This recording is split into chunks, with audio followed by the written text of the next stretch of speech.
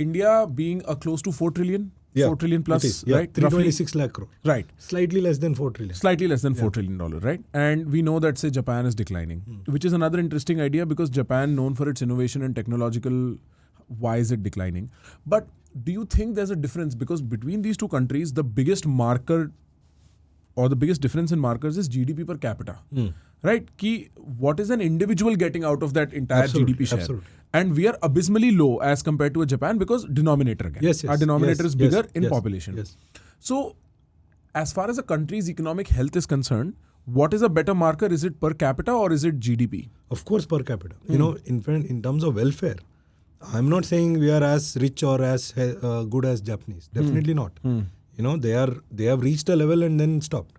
If we stop here, we are gone. Right. So we have to grow. This is a necessity. A lot of people don't get this point that growing at 8, 9, 10% at this stage, I can crib about monetary policy in time, keeping interest rates high and all that, worrying about inflation. Not growing at this stage eventually we'll hit that level where we won't be able to grow. China has already hit. China now 4% is becoming a normal.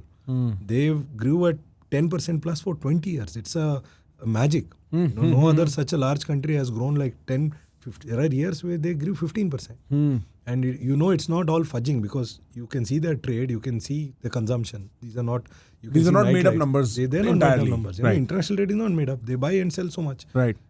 So if our case is if we don't grow, it's a necessity. We should not end up being Africa.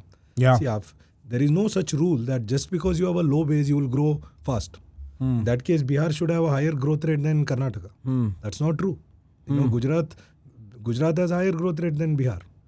There is no such rule. Orissa has a higher growth rate. But Bihar doesn't. So that's why there is no rule that just because you have a low base, you will grow very high. Low base as in? You have a low level. For instance, now we are at 2,500. Oh, right. Okay. Just because I'm scoring 35 out of 100. That doesn't mean I'll grow more. Right. If I don't do anything, I can decline from 35 also. Right. So that is the whole point. So for us, I totally agree with you. I'm not saying we are doing better than Japanese. We should not be under that illusion. We are not doing better than Japanese or Chinese or most Germans people, or any of these. Most people. Right.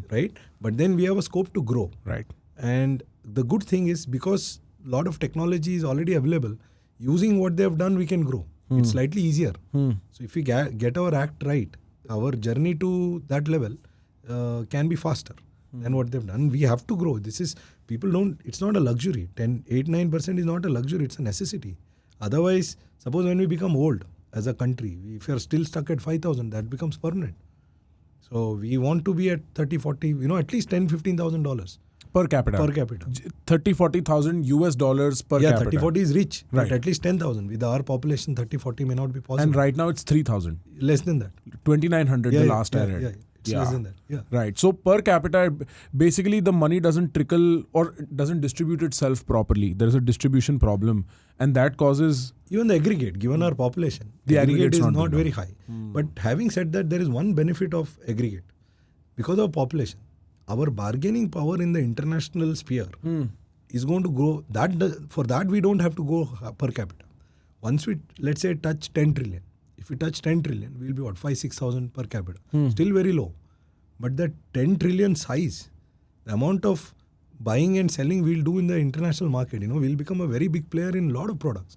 So the country's influence in the international stage will grow. Interesting. Because of population. Think about Sri Lanka reaching $5,000-$6,000. They will be like whatever, 5-6. They won't become suddenly big. They're not a very important player. They won't become an important player. But India reaches $5,000-$6,000, which is 10 trillion. Is a very big player. You're a distinct, clear number 3. Right. Clear. There is a third pole. So crucial phase. Now we are at 4.